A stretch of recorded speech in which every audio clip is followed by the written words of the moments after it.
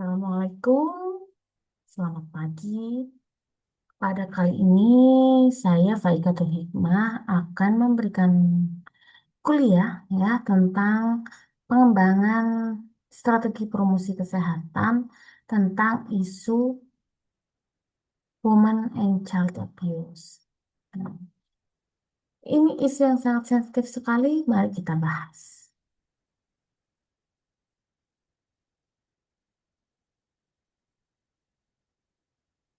Nah, mengapa sih isu ini penting dalam promosi kesehatan? Nah, jadi kekerasan terhadap perempuan dan anak bukan hanya masalah sosial, tetapi merupakan masalah kesehatan yang merupakan juga masalah kesehatan masyarakat global yang memerlukan pendekatan sistematis dan berkelanjutan.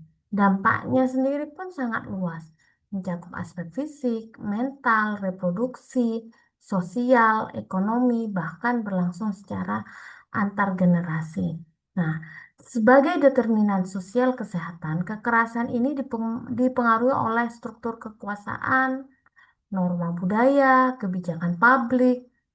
Oleh karena itu, sebagai promotor kesehatan, kita itu punya peran yang strategis dalam memutus rantai kekerasan melalui berbagai macam pendekatan dan pencegahan serta pemberdayaan masyarakat. Nah, bisa kita lihat dari pencegahan primer dengan membangun kesadaran dan norma sosial yang protektif sejak dini. Kemudian, ada perubahan perilaku yang mendorong relasi sehat dan komunikasi yang positif. Kemudian ada advokasi kebijakan di mana mendorong regulasi yang melindungi perempuan dan anak, serta melibatkan dalam pemberdayaan komunitas, menguatkan kapasitas lokal dalam perlindungan. Kemudian, literasi perlindungan meningkatkan pengetahuan hak dan mekanisme pelaporannya. Nah, jadi di sini apa sih definisi ruang lingkup dan kategori kekerasan? Yang pertama, woman abuse atau kekerasan terhadap perempuan. Semua bentuk kekerasan yang berbasis gender yang menyebabkan penderitaan fisik, seksual, psikologi, atau ekonomi terhadap perempuan. Nah, kekerasan ini dapat terjadi dari berbagai macam konteks baik dalam lingkungan privat maupun publik. Nah, kategori utama yaitu kekerasan dalam rumah tangga, kekerasan seksual atau pelecehan, pemerkosaan, kekerasan dalam pacaran atau relasi intim, kekerasan berbasis online, cyberbullying, doxing, ya. Kemudian pemaksaan perkawinan anak atau perkawinan paksa, serta eksploitasi ekonomi dalam perdagangan manusia. Kemudian child abuse. Nah, kekerasan terhadap anak.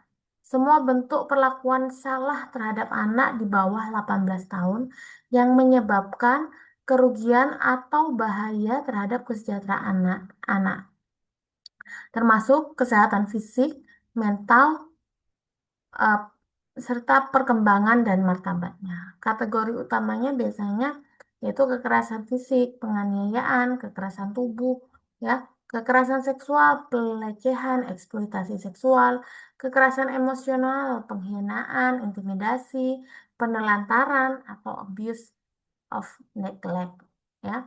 Kemudian eksploitasi digital dan konten online.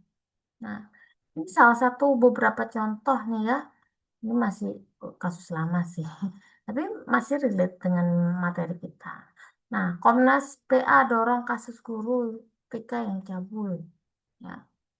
Kemudian ada 4 anak jadi korban pelecehan seksual penjual mainan keliling. Nah, tuh mainan keliling itu biasanya dia masuk dari kampung ke kampung, ya dekat sama anak-anak, diiming-iming mainan. Nah, jadi deh kena, gitu ya.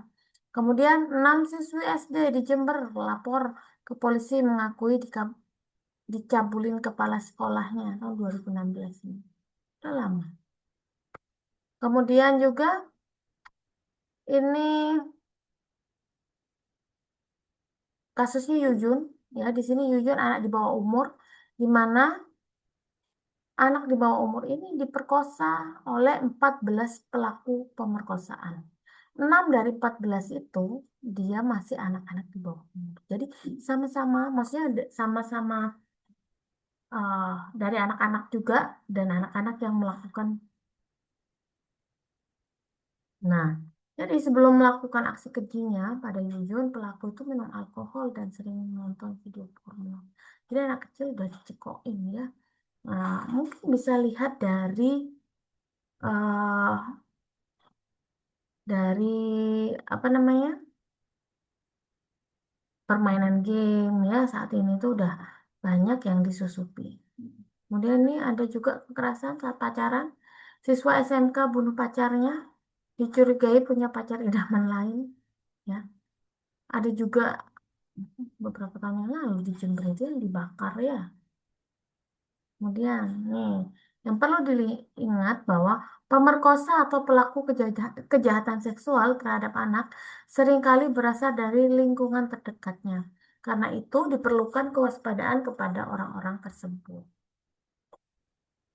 Nah, Ketua KPAI mengimbau juga bagi orang tua termasuk semua pihak harus mewaspadai ya sepak terjang predator seksual. Saat ini hampir tidak ada ruang aman yang nyaman bagi anak-anak untuk tumbuh dan bermain. Ya, sangat sedih sekali. Nah, ini ada data tren global serta di Indonesia. Ya, di sini disebutkan bahwa sepertiga perempuan di dunia mengalami kekerasan fisik dan kekerasan seksual atau kekerasan seksual dalam sepanjang hidupnya. Ya, anak setiap satu anak ya anak mengalami berbagai bentuk kekerasan setiap tahunnya secara global. Ini juga ada yang 736 M ya. Ada anak dalam konflik, anak yang tinggal di daerah konflik rentan mengalami kekerasan ekstrim. Nah, menurut WHO, kekerasan terhadap perempuan dan anak merupakan epidemi global yang semua an- mempengaruhi semua negara. Budaya dan lapisan masyarakatnya. Data UNICEF menunjukkan bahwa sekitar 1 dari 4 anak perempuan yang di bawah umur 18 tahun, dia mengalami kekerasan seksual setidaknya sekali dalam hidupnya. Jadi, semoga hmm, ini terjauh ya dari anak kita semuanya. Nah, di Indonesia bagaimana? Peningkatan kasus tidak berarti kekerasannya juga meningkat, namun juga mencerminkan peningkatan pelaporan dan kesadaran publik. Ya, mungkin orang sekarang tidak takut untuk apa memberikan laporan ya, karena akses informasi sudah mulai terbuka.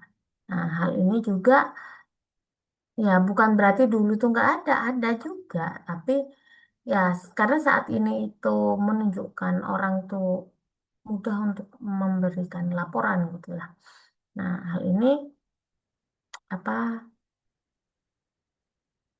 apa ya, lebih banyak orang yang membuat laporan intinya akhirnya kasusnya juga banyak yang terlihat di lapang ya. Kemudian kenapa faktor peningkatan pelaporan itu ada ya? Karena akses pelaporan digital yang lebih mudah ya lewat hotline atau aplikasi. Kemudian kesadaran publik tentang hak dan mekanisme pelaporan juga meningkat. Kanal pengaduan terbuka dan ramah korban tersedia di berbagai instansi. Media massa lebih aktif memberikan isu kekerasan. Nah, berdasarkan laporan dari laporan Kementerian P3A ya. Di sini laporan tahunan Kementerian Pemberdayaan Perempuan dan Perlindungan Anak menunjukkan tren kasus yang dilaporkan meningkat setiap tahunnya. Namun, ini juga menunjukkan perbaikan dalam sistem pelaporan dan respon terhadap kekerasan. Oke, siapa sih lingkungan predator seksual ini? Ya, kalau di dalam rumah itu ada ayah tiri, ayah kandung, bahkan ya kakak, paman, tukang kebun, sopir mobil, jemputan, dan kerabat dekat. Kemudian yang kedua, sekolah. Ada guru reguler, guru spiritual, penjaga sekolah, keamanan sekolah, tukang kebun, pengelola sekolah. Ya, itu semua bisa jadi faktor dari predator seksual itu. Kemudian lingkungan sosial, tetangganya, pedagang keliling, teman sebaya, atau kalau ada di panti atau boarding school, pengelola panti, pengasuh, dan sesama anak asuhan panti. Hmm, oke. Ini kita lihat juga faktor risiko model ekologi sosial, di mana kekerasan terhadap perempuan dan anak dipengaruhi oleh berbagai faktor pada tingkat yang berbeda. Pada model ekologi sosial membantu mengamati kompleksitas penyebab dan pengembangan intervensi yang komprehensif. Di tingkat masyarakat, itu kita punya budaya patriarki, hukum yang lemah, dan ketimpangan gender. Di komunitas, norma permisif, lingkungan tidak aman, minim, minim dukungan, maksudnya norma permisif itu eh, dia itu mewajarkan tindakan yang seperti itu, gitu. Kemudian relasi kuasa timpang, jadi keluarganya disfungsional, maksudnya nggak bermanfaat gitu ya. Jadi antara korban dan pelaku, pelakunya lemah posisinya ya, sedangkan korban sangat kuat untuk mempengaruhi. Dan hal ini juga bisa mempengaruhi dari seseorang lebih rentan nggak untuk terjadinya kekerasan seksual. Nah, kemudian yang keempat, individu, di mana di sini individu itu literasinya rendah, trauma, dan ketergantungan ekonomi. Ya, kadang-kadang mereka itu nggak nyadar kalau kalau hal itu merupakan salah satu bentuk pelecehan seksual. Menurut mereka, oh itu hal yang normal, dipegang, kan disayang, dielus gitu ya. Bisa jadi itu merupakan fetisnya pelaku ya. Kemudian mungkin mereka juga ada yang keterbatasan ekonomi ya. Atau semua kebutuhannya dicukupin, tapi kamu harus memenuhi hasrat. Itu kasusnya banyak sekali yang seperti itu. Ya, kemudian eh, kita bahas dari tingkat individu ya. Di sini tingkat individu sendiri, literasi seksual dan hak asasi manusianya rendah. Riwayat mengalami atau menyaksikan kekerasan. Ya, bisa jadi anak yang melihat orang tuanya mengalami kekerasan atau anak yang melihat tetangganya, ya, itu akan terbenam di otaknya, ya. Kemudian ketergantungan ekonomi yang sangat tinggi. Kalau aku nggak dihidupin sama om inilah, aku nggak bisa ngapa-ngapain atau ya nggak apa-apa lah dikasih aja gitu ya. Kemudian pengetahuan minim tentang mekanisme pelaporan, stigma dan rasa malu untuk melaporkan. Nah, nih karena dia dia anggap kalau dia melaporkan gitu, kemudian namanya keluar di berita dan segala macamnya, nah harusnya orang yang melaporkan atau korban itu dilindungi. Nah, dulu, ya, kok dulu sih, kakak kelas kalian ya waktu em, apa ada kunjungan lah waktu itu di Bali itu ada yang namanya rumah aman. Jadi rumah aman ini biasanya dikhususkan untuk korban-korban pelecehan ya. Karena apa? Biasanya kan tadi dibilang kalau korban pelecehan itu atau predator seksual itu banyak terjadi di lingkungan dekat rumah. Bagaimana dia merasa aman? Bagaimana dia bisa melaporkan kalau pelakunya itu adalah anggota keluarga sendiri gitu loh. Akhirnya pemerintah sendiri mengupayakan ada yang namanya rumah aman di mana mereka yang sedang berkasus hukum atau sedang mengalami apa gangguan apa mengalami pelecehan seksual itu diletakkan di apa di rumah aman ya supaya mendapat perlindungan gitu ya. Kemudian tingkat relasi. Relasi kuasa yang timpang dalam keluarga atau pasangan, kemudian komunikasi yang tidak sehat antar anggota keluarga. Keluarga dengan dinamika disfungsional, mungkin dalam satu rumah ada bapaknya, ada ibunya, tapi nggak ada komunikasi, nggak ada tegur, ya, hanya hanya hidup bersama ya. Kemudian minimnya dukungan dari pasangan atau orang tua. serta kontrol yang berlebihan dalam hubungan ini juga. Kemudian tingkat komunikasi, norma sosial yang membenarkan kekerasan, kemudian lingkungan fisik yang tidak aman, gelap, sepi, minim pengawasan, ya. Kemudian minimnya program perlindungan anak dan perempuan, kurangnya fasilitas layanan dukungan konseling, ya. Kemudian komunitas tertutup yang sulit dijangkau atau diintervensi. Kemudian di tingkat masyarakat, di mana budaya patriarki yang kuat dan sistem nilai maskulin yang dominan, ya, penerapan hukum perlindungan lemah dan tidak konsisten. Kemudian ada ketimpangan gender dalam akses pendidikan, pekerjaan, dan kekuasaan. Kemudian media yang menormalisasi kekerasan atau stereotip gender, kebijakan publik yang tidak responsif terhadap gender dan anak, ya. Dampak kekerasan sendiri, kekerasan pada perempuan memiliki dampak yang luas ya, tidak hanya fisik tapi juga mental, sosial, dan ekonomi. Dampak ini bisa berlangsung jangka pendek maupun jangka panjang, bahkan bisa mempengaruhi pada generasi berikutnya. Contohnya nih, maksudnya generasi berikutnya berapa? Gimana? Contohnya seorang anak ya, kemudian mendapat kekerasan seperti diberkaus gitu ya. Kemudian dia punya anak. Ya, anaknya sendiri karena ibunya belum siap, kemudian masih di bawah umur, bagaimana dia bisa membesarkan anaknya? Nah, anaknya sendiri kurang kasih sayang, ya mencari tempat lain. Nanti anaknya akan berulang lagi mendapatkan kekerasan dari orang yang lain, gitu loh. Contoh dampak fisik, cedera fisik, memar, luka, patah tulang, ya. Mungkin ada yang pernah dilihat itu disiram air keras, juga pernah lihat kan? Kemudian adanya IMS, termasuk HIV di dalamnya, ya. Karena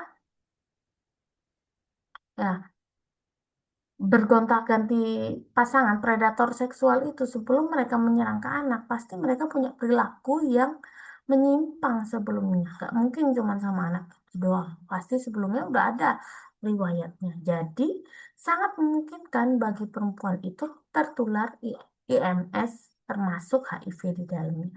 Kehamilan yang tidak diinginkan dan komplikasinya. Ya, Kak. Kehamilannya jika terjadi pada anak-anak gimana? Ya otomatis itu kan sangat apa ya? Sangat berbahaya karena kondisi kesehatan reproduksi ibunya belum cukup umur. Kemudian ada praktek abortus tidak aman dan komplikasi medis. Nah, seperti kasus yang dari Jember juga, ya tempo hari ada yang menemukan ya melakukan abortus sendiri, entah mereka nonton dari mana ya, sampai ada di rumah kosong di perumahan di sekitar kampus itu. Kalau nggak salah masih anak SMP atau anak SMA gitu ya, udah abortus sendiri ya. Kemudian ya akhirnya mungkin karena apa ketahuan gitu ya sama orang di sekitar situ akhirnya ditolong dan dibawa ke tempat layanan. Kemudian pastinya mereka yang mengalami itu akan secara gangguan tidur dan makan ya. Kronisnya seri dan disfungsi organ-organ yang yang apa? Organ-organ yang mungkin mendapatkan kekerasan.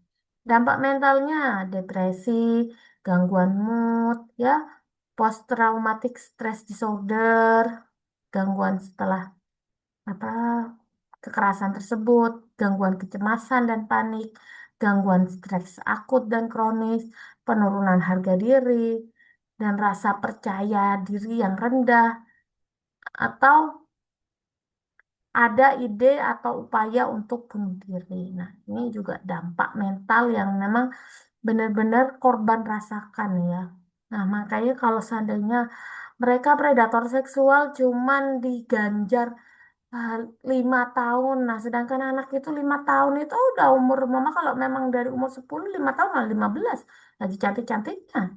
Bisa jadi apa didatengin lagi tuh sama predator itu ya. Makanya aduh sangat sedih deh kalau ngomong masalah ini. Kemudian dampak sosial. putus sekolah atau menurunnya prestasi akademik, isolasi sosial dan kehilangan dukungan, kehilangan pekerjaan atau penghasilan, kemiskinan dan ketergantungan ekonomi, gangguan relasi dan interpersonal. Dia dapat stigma dan diskriminasi ya. Dampak jangka panjangnya, ya pasti mereka akan mengalami toxic stress ya yang mempengaruhi perkembangan anaknya, perilaku beresiko ya. Kemudian siklus kekerasan antar generasi, gangguan reproduksi dan kehamilan, meningkatnya risiko penyakit kronis, dampak pada kualitas hidup dan produktivitas. Seringkali ya, mereka anak-anak yang menjadi korban kekerasan seksual ya, di kemudian harinya mereka akan menjadi predator seksualnya. Fakta yang sangat menyedihkan ya. Jadi kekerasan itu bukan hanya terjadi satu kali, tapi trauma yang membentuk seluruh perjalanan hidup korban. Intervensi harus komprehensif dan berkelanjutan. Nah, bicara hak anak. Hak anak sendiri merupakan hak asasi manusia yang wajib dijamin, dilindungi, dan dipenuhi oleh orang tua, keluarga, masyarakat, serta pemerintah dan negara. Oke. Kekerasan seksual pada anak, tindakan yang dilakukan seseorang individu pada mereka yang belum genap berusia 18 tahun, yang menyebabkan kondisi fisik dan atau mentalnya terganggu. Kita sekarang akan membahas tentang kekerasan seksual pada anak dalam konteks digital ya. Kita kita tahu bersama bahwa perkembangan teknologi digital itu membuka ruang baru untuk eksploitasi anak. Bentuk kekerasan ini bermacam-macam, platform online, media sosial, dan aplikasi yang menargetkan korban-korban muda dengan cara yang semakin canggih dan sulit terdeteksi. Mari kita bahas. Yang pertama, grooming online, yaitu pembangunan hubungan manipulatif oleh pelaku dengan anak melalui platform digital untuk tujuan eksploitasi seksual. Perilaku sering berpura-pura menjadi teman atau orang dewasa yang dapat dipercayai. Biasanya orang yang kurang kasih sayang, kurang perhatian, dia akan mencari di lingkungan yang mungkin sama-sama tidak mengenal, akhirnya menjadi kenal. Ya, kita nggak tahu backgroundnya seperti apa. Ya, kemudian sextortion, pemerasan atau blackmailing dengan menggunakan foto, video, atau informasi pribadi anak yang bersifat seksual. Pelaku mengancam akan menyebarkan konten tersebut jika tidak memenuhi permintaan. Contohnya lah, sekarang dengan keajaiban AI aja orang bisa dengan mudahnya dibuat foto telanjang ya.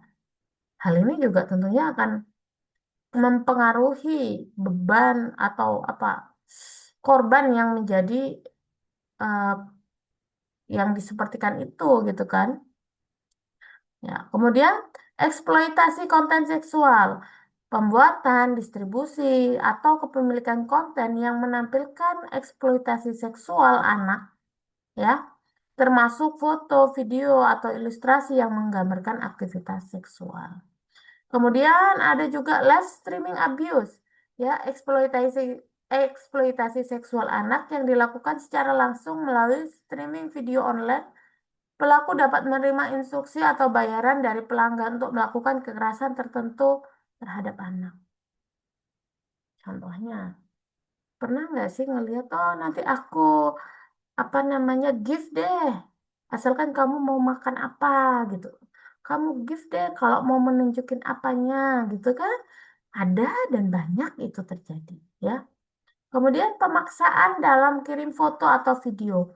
Mendorong atau memaksa anak untuk membuat dan mengirim konten seksual tentang dirinya sendiri dapat dilakukan melalui manipulasi, ancaman, ataupun penipuan. Kemudian juga manipulasi game atau platform ya, pemanfaatan fitur dalam game online ya, platform media sosial untuk berinteraksi dengan anak secara tidak sah. Pelaku menggunakan avatar atau identitas palsu untuk mendekati korbannya. Kadang-kadang di iming-iming, nanti aku beli Robux deh, gitu ya.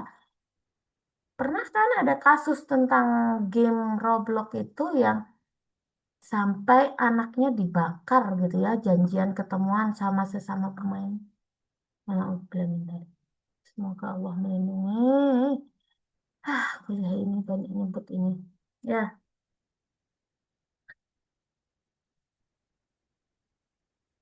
bentuk-bentuk pelecehan atau kekerasan seksual. Tadi udah dibahas ya. Tapi ada mungkin yang terlewat. Di sini ada meminta atau menekan seseorang untuk melakukan aktivitas seksual, memberikan paparan yang tidak senonoh dari alat kelamin untuk anak, ya. Sebenarnya pelaku ini tidak selalu melulu orang orang laki-laki terhadap perempuan, laki-laki terhadap laki-laki, perempuan terhadap laki-laki itu sama aja, ya. Kemudian menampilkan promo pornografi untuk anak. Memang anak-anak sengaja ditontonkan apa pornografi ya, sehingga mereka punya fantasi-fantasi yang berbeda. Nah, kemudian melakukan hubungan seksual terhadap anak-anak, film. Kemudian kontak fisik dengan alat kelamin anak, makanya lagu apa? This is my private, ya, apa sih ya lagu kok Buja lupa ya. Ya, supaya tidak disentuh oleh siapapun gitu ya. Kemudian melihat alat kelamin anak tanpa kontak fisik. Kemudian menggunakan anak untuk memproduksi pornografi anak. Nauzubillah min dzalik.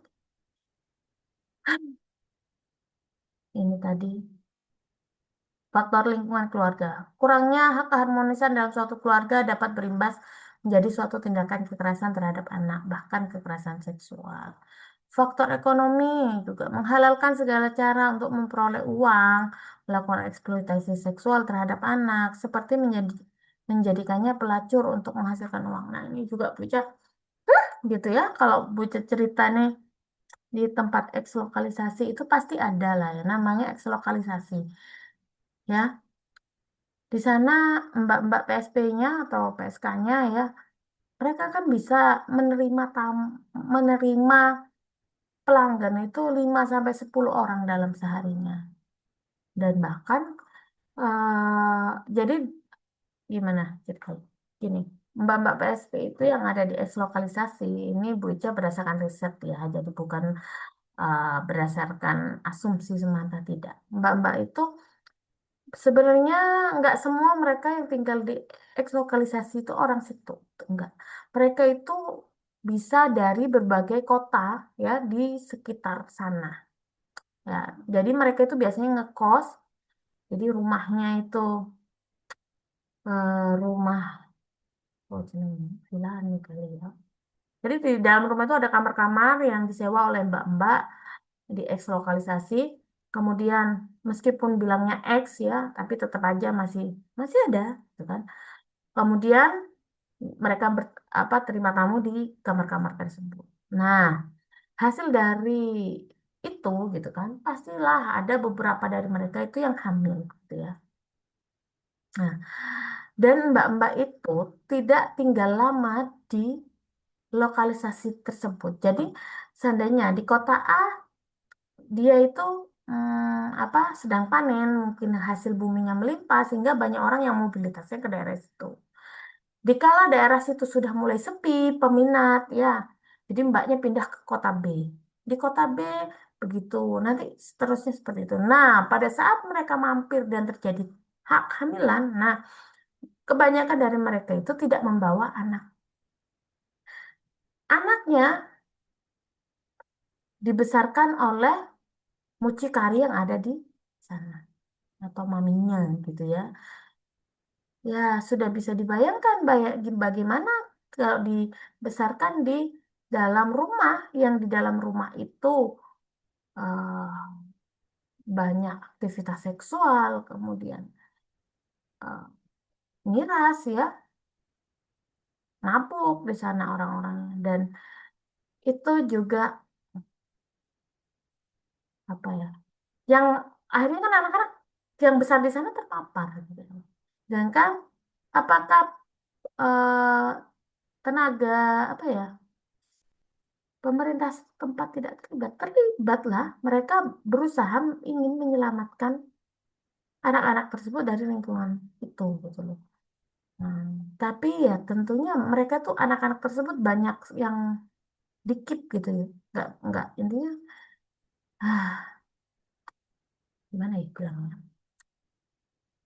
Jadi mungkin mereka menganggap bahwa anak-anak tersebut aset gitu ya. Karena nanti kalau udah besar sedikit bisa dijual. Baik laki-laki ataupun perempuan. Alhamdulillah mindali. Tuh.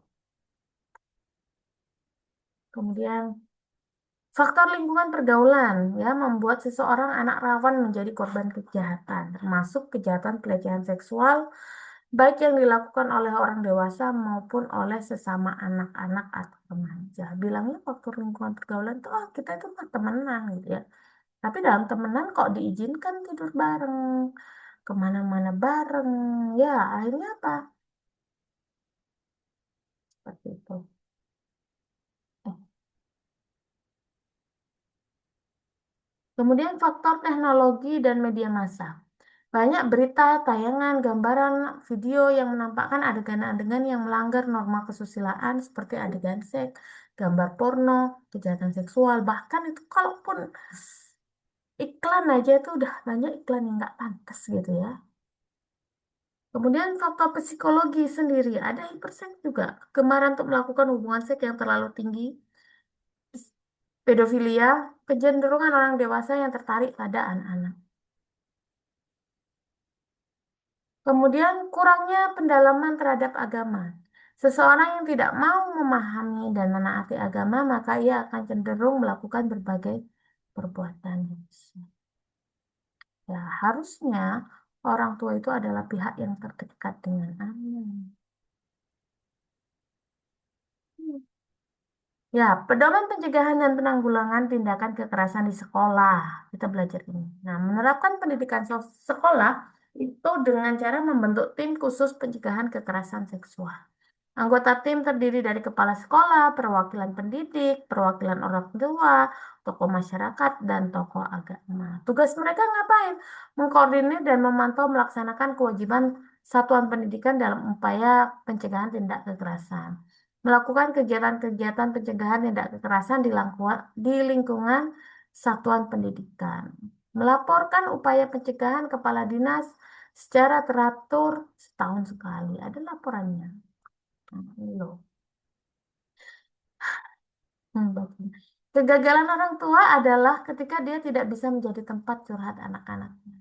Ya, semoga nanti kita semua nih bisa menjadi orang apa ya, orang tua yang menjadi rumah buat anaknya, tempat aman buat anaknya. Ya, it's not easy, but we should try. Nah, adanya apa SOP-nya ya, Standard Operational Procedure-nya. Nah, di sini berisi mengenai langkah-langkah kegiatan pelaksanaan kegiatan, output keluaran, kewajiban, kegiatan-kegiatan pencegahan yang dapat dilakukan ya untuk mengakhiri kekerasan terhadap anak. Nah, bisa kita lakukan dengan seleksi guru yang ketat, tes kepribadian, tes kejiwaan, adanya evaluasi sikap guru di kelas, ya. Guru itu bukan hanya orang yang berpengetahuan, tetapi ia juga harus yang bermoral. Pemasangan papan layanan pengaduan, ya, kalau mengalami kekerasan seksual wajib melakukan pelaporan. Nah, udah lama posternya, tapi saya rasa di Politeknik Negeri Jember itu ada ya, sudah ada. Apa sih yang perlu dipelajari kalau di sekolah gitu ya? Kita memberikan sex education, menjelaskan bedanya laki sama perempuan, toilet training, ya, menjaga kebersihan, pergaulan yang sehat, menjaga diri dari bahaya. Terkadang toilet training itu perlu loh ya. Banyak orang itu yang abai gitu terhadap anak kecil ah. Anak kecil aja belum belum aurat atau belum balik, gitu kan? Apalagi kalau kamar mandinya itu di luar rumah gitu kan? atau sharing. Nah, mereka biasanya kadang-kadang nggak dihandukin, nggak ditutup yang benar, jalan aja gitu kan. Nah, itu kalau dilihat predator seksual itu, wah, itu sasaran empuk tuh. Lengah dikit orang tuanya bisa jadi ya. Atau mereka bermain dengan tidak berpakaian ya. Atau, ya Allah, ini perlu kesadaran dari orang tuanya juga untuk membiasakan itu. Ya, apakah Bapak Ibu, teman-teman semuanya masih menutup mata ya untuk mengajarkan sex education kepada anak? Nah, perkenalkan seks sejak dini. Dengan cara apa? Bagian tubuh pribadimu yang tidak boleh dilihat disentuh sembarang orang, seperti mulut, dada, kemaluan, ya. Bagian tubuhmu yang boleh disentuh sesaat, seperti ibumu ketika memandikan, ibumu ketika membersihkan buang air besar, ya. Kemudian, kalau ada orang lain menyentuh area pribadimu atau menyuruh buka baju di depannya, say no, katakan tidak. Ya, kemudian kalau seandainya kamu pergi untuk melakukan pemeriksaan, ya harus ada orang tua yang mendampingi. Ya, kalau ada orang yang nunjukin foto telanjang, go away, ya jangan di. Dan pastikan juga ya mengenali teman bergaul anak. Pastikan anak bergaul dengan teman-teman yang seusianya, tahu identitasnya dan latar belakangnya. Jadi berteman di dunia nyata itu lebih penting gitu ya. Dan kita semua harus mengantisipasi penggunaan gadget ya yang dipakai anak-anak. Nah, yang perlu diwaspadai apa? Pornografinya, gamenya, YouTube-nya, sosial medianya, ya. Kalau sampai anak-anak sampai gigit, edik ya, dia pakai apa HP lebih dari 6 jam. Kalau HP-nya dia ambil marah dan frustasi, kemudian nggak mau bergaul, ya antisosial, rutinitasnya terganggu, jadi nggak mau sekolah, ya. Kemudian pola tidurnya yang kacau. Nah, ini udah bisa dikatakan dia udah kecanduan gadget.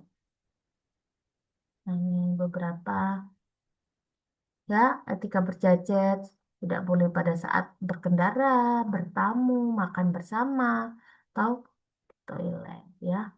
Jadi anak-anak harus dibatasi, didampingi, ada aturan yang jelas dan orang tua juga menjadi role model.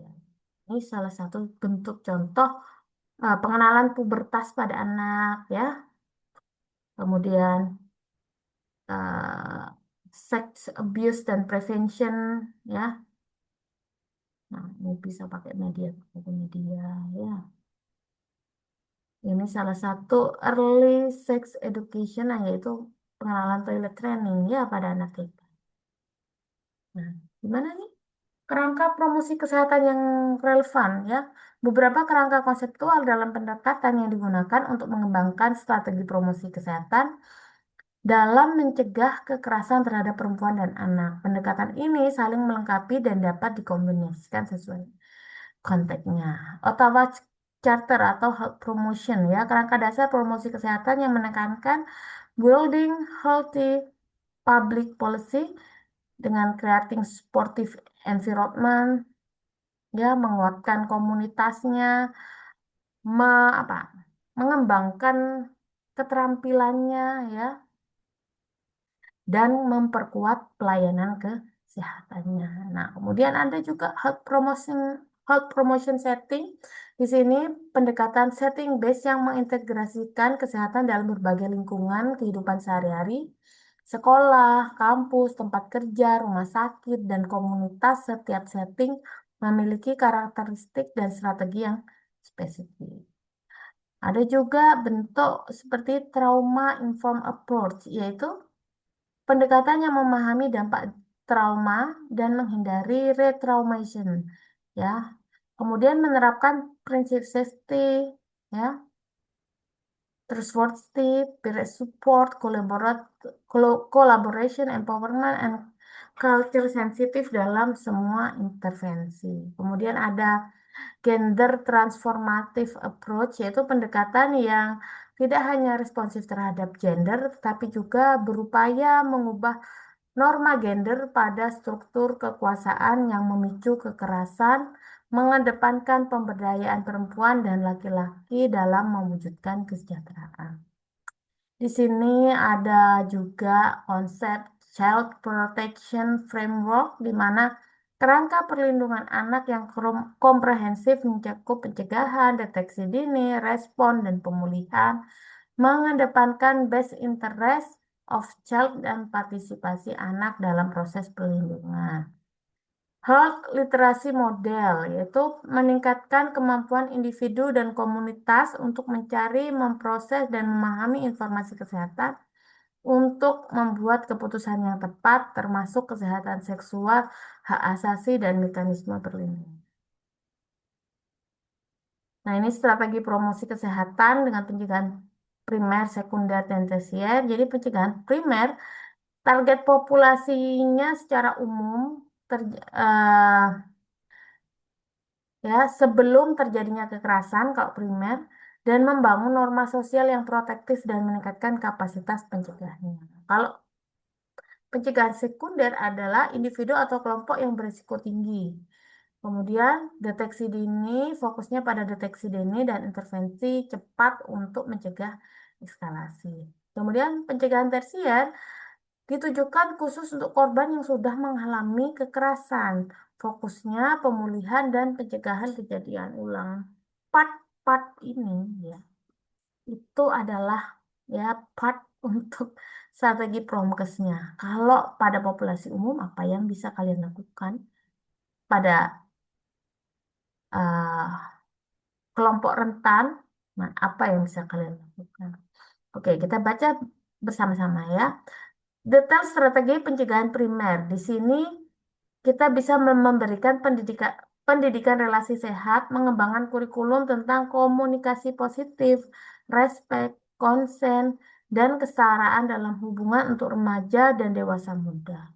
Kemudian, pendidikan seksual komprehensif, informasi akurat tentang tubuh, hak seksual, konsen, batasan personal, pendekatan yang sesuai usia dan budaya setempat. Kemudian, mengajarkan tentang literasi digital yang aman, edukasi tentang keamanan online, privasi digital, pengenalan adanya grooming, dan cara melindungi diri dari faktor digital. Kemudian, kampanye anti kekerasan, ya, di mana kita menyampaikan pesan untuk mengubah norma sosial, mengurangi apa penyalahgunaan ya, dan melibatkan tokoh masyarakat dan media. Gitu. Kemudian pelibatan tokoh masyarakat di sini melibatkan tokoh adat, pimpinan lokal untuk mengubah norma dan mendorong perlindungan pendekatan secara bottom up. Kemudian menguatkan norma sosial protektif, di mana membangun komunitas yang tidak mentolerir kekerasan, mendukung pelapor, dan memberikan perlindungan kepada korban atau community mobilization. Nah, itu ya, jika sasarannya adalah masyarakat umum yang sebelum terjadinya kekerasan. Kemudian, detail strategi pencegahan sekunder, ya, targetnya pada individu atau kelompok yang beresiko tinggi. Nah, apa yang bisa kita lakukan? Kita lakukan screening risiko, ya, identifikasi dini individu atau keluarga yang beresiko tinggi melalui screening sederhana di layanan kesehatan, layanan kesehatan, sekolah ataupun komunitas. Kemudian deteksi dini korban, ya, pelatihan petugas kesehatan, guru, kader untuk mengenali tanda-tanda kekerasan dan berkomunikasi dengan sensitif dengan korban. Kemudian jalur rujukan cepat, di mana sistem rujukan terintegrasi antar layanan kesehatan, psikologi hukum, dan shelter untuk respon cepat kepada korban. Nah, bisa juga melalui pelatihan kader dan guru, ya. ditingkatkan keterampilannya ya dalam mendeteksi, merespon, merujuk kasus kekerasan dengan benar dan aman. Kemudian ada sistem pelaporan yang ramah terhadap korban, mekanisme pelaporan yang aman, konfidensial ya, mudah diakses dan tidak menyalahkan korban termasuk adanya hotline dan aplikasi digitalnya. Kemudian kita mau ngomongin tentang strategi pencegahan tersiernya. Nah, strategi pencegahan tersier ya, di sini bisa dengan pemulihan psikososial, dengan konseling terapi trauma, dukungan kelompok sebaya untuk pemulihan mental dan emosional korban, dukungan kesehatan reproduksi, layanan kesehatan reproduksi, pemeriksaan pencegahan IMS, alat kontrasepsi, dan layanan kehamilan. Kemudian kita reintegrasi sosial, pendampingan kembali eh, pendampingan untuk bisa kembali ke masyarakat atau ke sekolah atau pekerjaan tanpa stigma termasuk advokasi untuk hak-haknya. Kemudian ada juga bisa bantuan hukum untuk proses pengadilan, perlindungan saksi dan memastikan keadilan bagi korban serta dukungan ekonomi korban, pelatihan apa pelatihan keterampilan, dukungan modal usaha atau bantuan sosial untuk kemandirian ekonomi korban. Setting based approach dan peran promotor kesehatan. Pendekatan setting based, implementasi intervensi berbagai setting kehidupan memastikan cakupan yang luas dan kontekstual seperti sekolah, di mana kurikulum perlindungan diri, ada kebijakan sekolah aman, SOP pelaporan kekerasan, dan pelatihan guru sebagai first responder. Kemudian kampus, kebijakan anti kekerasan seksual, Satgas Perlindungan Mahasiswa, layanan konseling dan kampanye kesadaran. Kemudian komunitas, forum warga untuk mendiskusikan perlindungan, pembentukan kader, perlindungan anak dan perempuan ya, dan jaringan dukungan komunitas. Kalau di tempat kerja ada kebijakan anti harassment, pelatihan manajemen tentang respon terhadap kekerasan dan layanan employee assistance program ya. Peran promotor kesehatan sendiri sebagai apa? Sebagai edukator, memberikan edukasi tentang hak, bahaya kekerasan, dan strategi perlindungan kepada berbagai kelompok sasaran. Kemudian sebagai fasilitator komunitas, mendorong partisipasi aktif masyarakat dalam program pencegahan dan perlindungan. Kemudian ada advokat kebijakan sebagai mendorong pembentukan implementasi kebijakan yang melindungi perempuan dan anak, kemudian mengembangkan media, menciptakan materi komunikasi yang efektif dan sesuai konteks untuk kampanye. Kemudian ada trainer kader ya, melatih kader, masyarakat, guru, dan tenaga kesehatan dalam deteksi dan respon.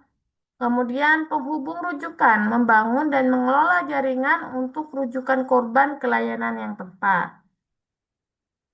Contoh program untuk pengembangan mahasiswa ya, bisa kita buat sekolah aman tanpa kekerasan, kemudian peer edukator anti kekerasan, kampanye relasi sehat, desa ramah anak, literasi digital protektif, dan modul orang tua protektif. Tuh. Nah, ini juga beberapa contoh pengembangan strategi promosi kesehatan atau isu eh, tentang isu woman and child abuse. Di sini ada juga beberapa bentuk penelitian. Di sini adalah strategi pencegahan kekerasan terhadap perempuan dalam situasi bencana. Kemudian di sini pengembangan ada juga judulnya pengembangan strategi pencegahan kekerasan seksual pada anak melalui pendekatan kesehatan masyarakat. Ini juga ada tantangan analisis kebijakan pencegahan kekerasan seksual terhadap anak dengan mengembangkan media teknologi informasi. Nah, ini salah satu bentuk pencegahan primer, sekunder ya. Tadi kita sudah bahas. Ini salah satu contohnya ya. Ini juga kalau mau mengembangkan media berbasis buklet sebagai media promosi kesehatan tentang penanggulangan kekerasan seksual pada perempuan. Nah, mungkin Itu dari Bu Ica, ya. Saya rasa kuliahnya sangat lama, apalagi ya kalau offline, maka semakin banyak cerita-cerita yang bisa Anda dengar. Oke, terima kasih untuk kuliahnya hari ini ya.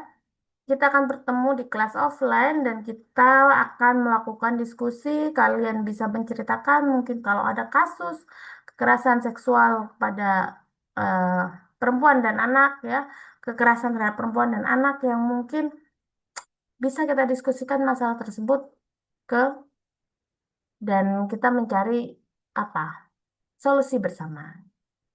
Oke, terima kasih. Saling melindungi dan saling menjaga. Semoga materi ini bermanfaat.